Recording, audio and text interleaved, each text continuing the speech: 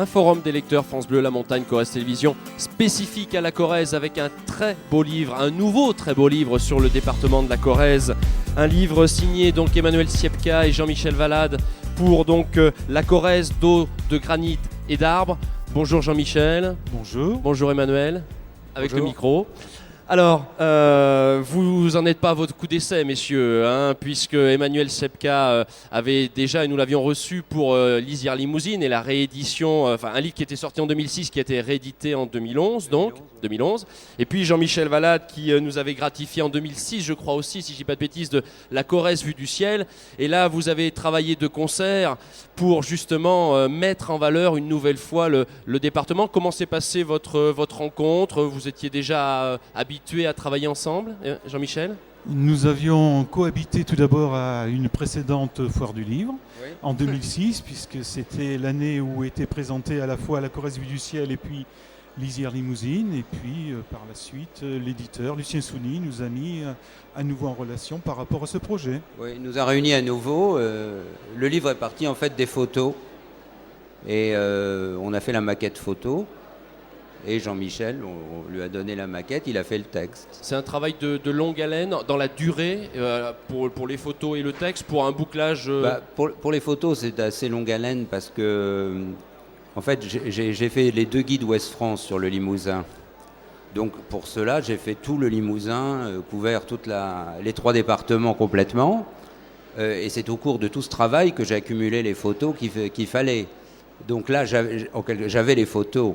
Donc en fait ça a été la construction d'une maquette consacrée à la Corrèze. Il fallait les choisir après. Voilà, les j'imagine. choisir et puis faire le parcours photographique, ce qui est la chose très intéressante à faire dans un livre en fait. Et le rédacteur, Jean-Michel, s'adapte à ce parcours photographique, à ce choix de maquette, où il souhaite aussi de temps en temps...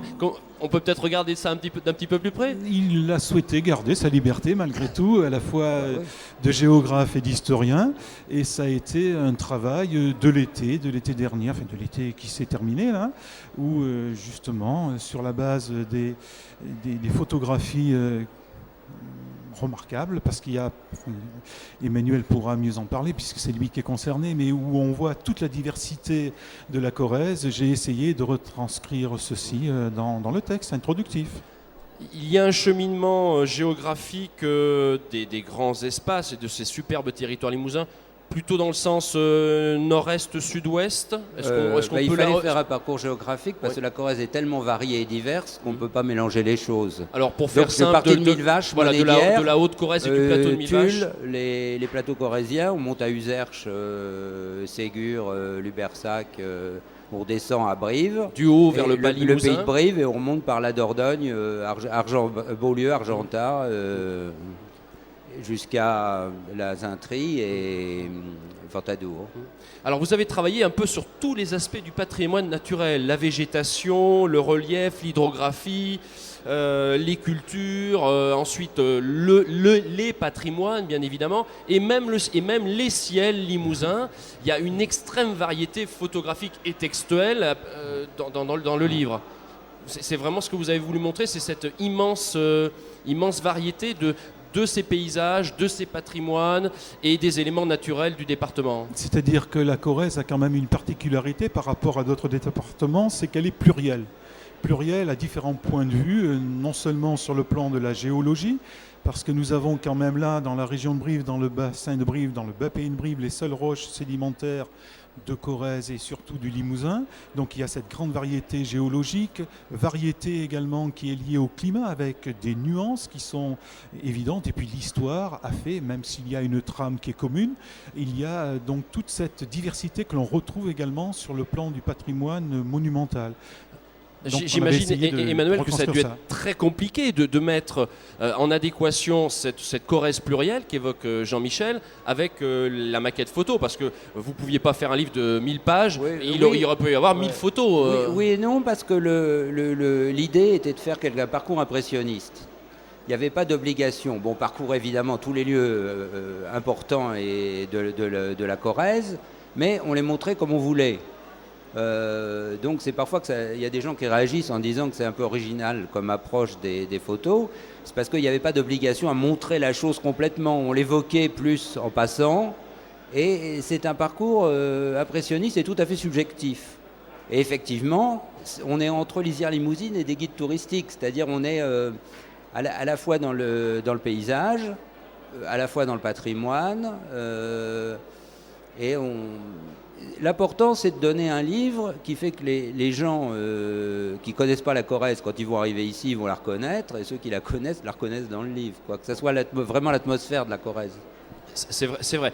Alors, vous faites un peu les hommes de droit, les avocats du département, parce que contre ceux qui considèrent, je reprends un passage, hein, Jean-Michel, un passage du livre, contre ceux qui considèrent que la Corrèze est une terre de peu. Hein, et je le mets bien entre guillemets, et vous avez souhaité justement enfoncer le clou sur le fait que c'est vraiment une terre vivante, riche. Une terre qui a tout à fait son identité. Contrairement à ce que l'on croit, la variété, la diversité a conduit malgré tout à une identité réelle qui est liée à plusieurs faits. Tout d'abord au paysage, puisque l'on retrouve quand même le vert, de la tonalité d'ensemble.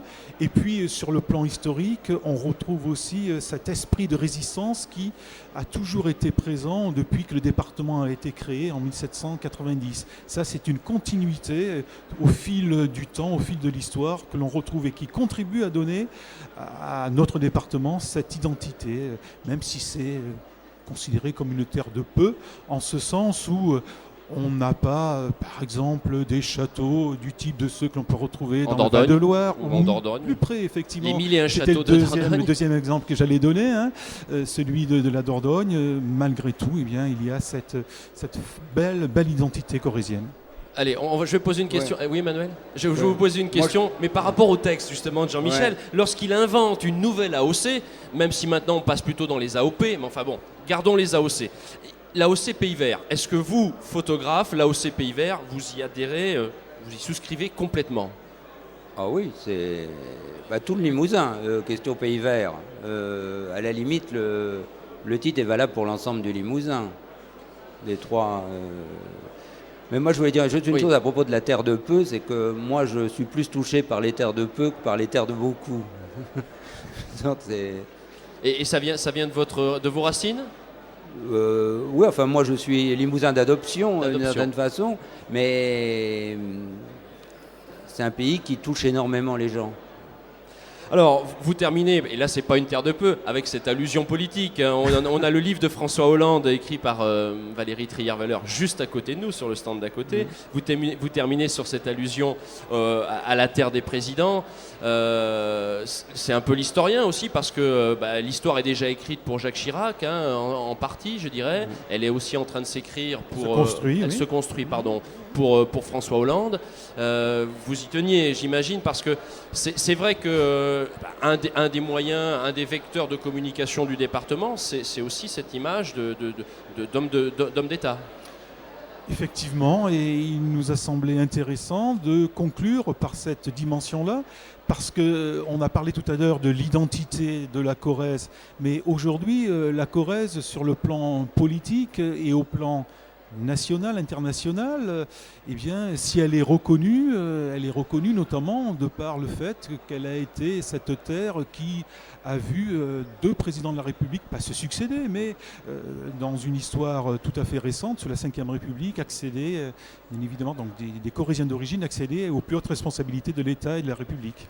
Alors j'ai deux petites questions pour terminer, une pour Emmanuel, le photographe, vraiment l'œil du photographe. Elle est belle, cette Corrèze. Elle est belle à quelle saison? Pour vous, j'ai bien dit pour vous, votre sensibilité. Dévoilez-vous un tout petit peu. C'est toujours l'automne. C'est toujours la plus belle saison, mais pas que pour la Corrèze. Ça, c'est une règle générale, parce que c'est là où il y a le plus de couleurs, de changements, d'atmosphère, de ciel. Dans cette saison automnale, est-ce qu'il y a un territoire qui émerge? Là où le livre finit, du côté de Ventadour, il y avait vraiment une ambiance extraordinaire, des paysages, des couleurs, c'était des véritables tapisseries. Alors la collaboration, elle est pour cette année. Va-t-elle se poursuivre, messieurs, Jean-Michel, ou avez-vous des projets séparés? Est-ce qu'il y a encore de beaux livres, de très beaux livres, des livres cadeaux, hein, pour ces fêtes de fin d'année, il faut le dire aussi, futurs, prévus? prévu, peut-être pas, mais moi je suis tout à fait disposé à nouveau à coopérer à un travail de ce type-là, initié par Emmanuel. Tout à Voilà, fait. ben, ça dépendra des éditeurs. Hein. Là, c'est moi, quand on me demande, je fais le livre. Volontiers. Bon, alors, merci beaucoup. Alors, je rappelle le titre, La Corrèze d'eau, de granit et d'arbres, aux éditions Puifro, qui est une dépendance, on va dire, hein, des éditions Lucien Souni. Voilà, merci beaucoup Jean-Michel Valade, Merci merci beaucoup. Emmanuel Tsiepka. Merci.